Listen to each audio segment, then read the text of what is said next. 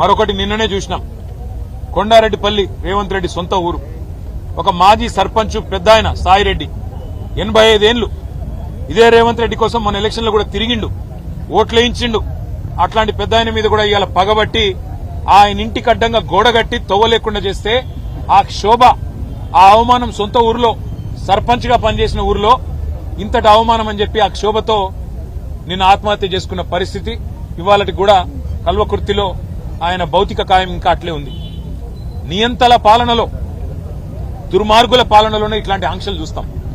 ఇండ్ల కడ్డంగా గోడలు కట్టే పరిస్థితి ఎక్కడన్నా ఇదివరకు ఉండేనా? మేం లేదా ప్రభుత్వంలో 10 ఏళ్లు ఎన్నడన్నా ఇట్లాంటి వార్తలు విన్నారా? సొంత ఊరైతే, సొంత కాన్స్టిట్యున్సీ అయితే నీ సామ్రాజ్యమా? నువ్వేమైనా రారాజువా? నువ్వేమైనా చక్రవర్తివా? లేక 1000 ఏళ్లు బతకనికి వచ్చినవా?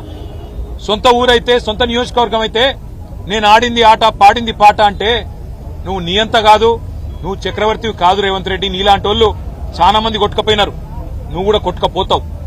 ఒకటి మాత్రం పక్కా, ఇవాళ కొడంగల్ నుంచి కొండారెడ్డిపల్లి దాకా కాంగ్రెస్ ప్రభుత్వం చేస్తున్న అరాచకాలు, శిశుపాలుడి తప్పులు ఎట్లయితే ప్రజలు ఆనాడు లెక్కబెట్టినారో ఇప్పుడు రేవంత్ రెడ్డి పాపాలు కూడా అట్లే లెక్కబెడతా ఉన్నారు.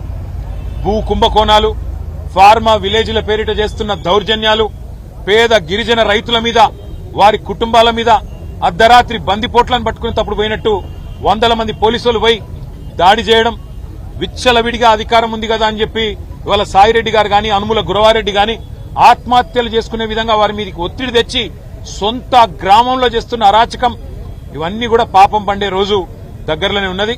నీకంటే పెద్ద పెద్ద నియంతలు కూడా కొట్టుకపోయినారు.